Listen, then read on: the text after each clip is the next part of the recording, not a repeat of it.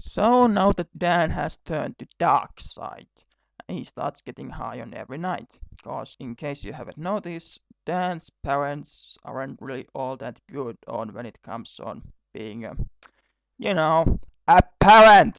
And naturally, now that he has become a junkie, he starts listening reggae. Cause the only way to actually like reggae is to be stoned. Yeah, that would be a good scare for your kids.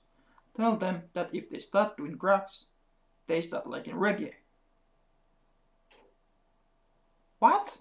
You actually like reggae? Go to hell! Anyway, Dan soon realizes that drugs are quite expensive and that he needs about 200 marks per day. Anyway, as you might get, he needs money. Bad. So he starts committing crimes to earn money while making me wonder how incapable Finnish police forces are. Now, I know that Dan learned from the professionals, but here's the thing. Dan is still nothing else than a stoner. So, are you telling me that Finnish police forces, as small as they are, really consist on bunch of cheap vegans?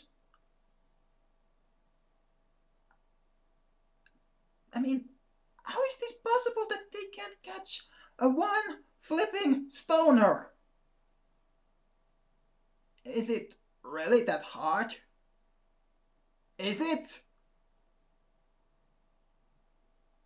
Okay, that settles it. I'm not leaving my place ever again. Yeah, I'm not. I mean, if Finnish police forces, according to this book, can't catch one freaking stoner, then how on earth they are going to protect me? Anyway, as you could expect, he quits his day job to do drugs and crimes all day long. And I'm confused. Is he still living with his parents? Aren't they really suspecting anything? Well, I guess we'll have to keep in mind that even if he would actually live with his parents, he really wouldn't be living with his parents. So anyway, Dan wakes up in real life, I guess. So then this still is the flashback. I'm not quite certain. Oh wait, no. This is still the flashback. You see, when he fell asleep, it was in his place. Now he is in his friend's place. And he learns that pot doesn't work anymore on him, so he gets on speed. You know, the drug. And thus he falls in love with the needle. And I'm sorry, but on this card it says that because of my silent rules, going with the obvious one, I'll have to make this one. It hurts just as much to me as it does to you. So, this means that Didi would be much better Super Saiyan than Goku. Ooh, God, that was bad. And now he gets his own apartment. Okay, well, it was about time. And now that Dan is using speed, he starts to become afraid. So he does the logical thing and gets himself a gun. Cause, let's face it, when you're using drugs, you really need a gun. Dan, don't shoot your brains out. And we are told that he has indeed been caught by the cops several times. So was this when he lived with his parents and they didn't get that they should, do something about this? They didn't? Seriously? Worst parents ever! Moving on, Dan has turned 18, and thus, as so many others before him, he have to go to the army. And I still don't get how this is possible, cause he's been drinking when he was 12, and drugs since he was 15. Shouldn't he be in terrible shape? Shouldn't he be dead? Shouldn't he be brain dead? I'm just asking these perfectly valid questions because I still don't get how Dan gets into the army in the first place. I mean, I got into the army on second try, but I still got in the army. So I know that the army doesn't really have all that strict requirements when it comes on, getting recruits. But here's the difference between me and Dan. I may have obesity, asthma, and depression, but at least I haven't been drinking since I was 12 and doing drugs since I was 15. What's wrong with them? I mean, just why? And how? How Dan gets into the army? Okay, just realized something. Maybe the Finnish army didn't have that strict requirements in the 90s, but no. No.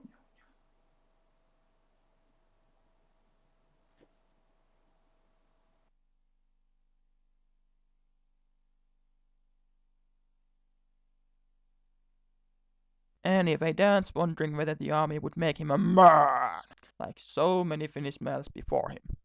But little does Dan know that he would want that change too. But let's face it, he's 18-year-old drug addict, so I have no point in asking these questions. And it doesn't take Dan long to find friends and get back on drugs. Because apparently Finnish army is really quite incapable of stopping doing drugs inside the army. Anyway, the whole point why I'm even telling you about Dan's army time is because he gets into court. Why? Well, you remember the gun that he got. You see, there happened a bank robbery, which was being done by a couple of Dan's friends. And one of these friends of him was in guards. And he spotted other guys coming in, so he panicked and he shot them. And the police suspects that the guns that were used in this robbery were taken from a bigger arms robbery that happened earlier. So police suspects that these guns came from this bigger arms theft. And thus when police started to investigate, yeah, I know, but it's a bank robbery after all. They start to suspect that these guns were one of those guns that came from this arms robbery. And when police is interrogating a couple of these criminals, they start to suspect that Dan's gun might be one of these guns that were stolen from the gun robbery. So Dan is brought up to court. But the thing that really bothers me in this is the fact that even though Dan has been in court, which was because it involved crime that had to do with drugs and guns, Army still wants him to get into staff school because he shoots well. Anyway, Dan doesn't want to go into staff school, so he starts acting like an idiot, and therefore doesn't get into the staff school and gets to leave army sooner. And thus, his normal life becomes again. He wakes up in 2 p.m., goes to the town, does what he does, comes home, rents, and repeats. This time he gets the nickname Double D, which I am now going to refer to him as, which means death dealer, cause one of his customers died on his stuff, but he cares not, cause he's a criminal. And once again we meet Helen, Epic foreshadowing. who buys some stuff from him. Okay, this is taking way too long. And to be honest, the whole book is just him doing crimes and drugs, crimes and drugs, crimes and drugs. It's like reading a Let's Play to Grand Theft Auto game. So,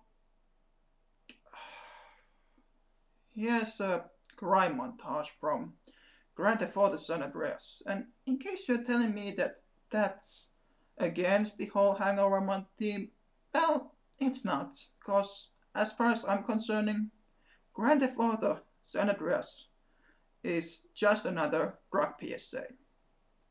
So, enjoy!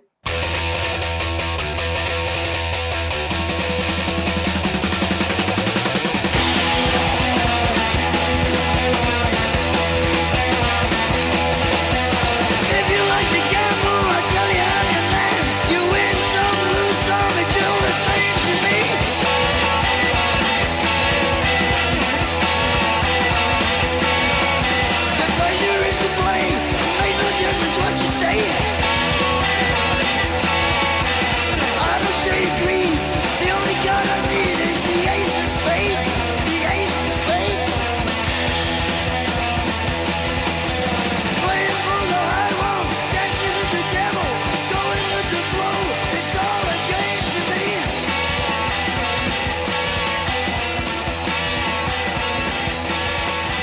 Seven or 11, snake eyes watching you.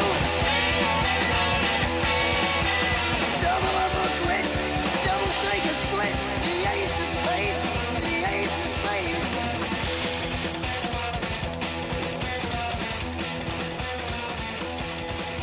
You know I'm going to lose, and gambling's for fools. But that's the way I like it, baby. I don't want to live forever. Oh, and during this, he also gets busted and is sent to jail, and he tries to quit drugs, but it goes as well as you could expect. So let's move on. And thus, Double D part ends. He wakes up from his bed, thus ending the weirdest dream he ever had, and making me wonder on was this really the best way to tell his backstory. And thus we leave Double D thinking of suicide and preparing his morning shot. But fear not, cause we leave Double D only for a moment, since the second part starts with another protagonist called Helen. This is what all that Epic foreshadowing. was leading up to.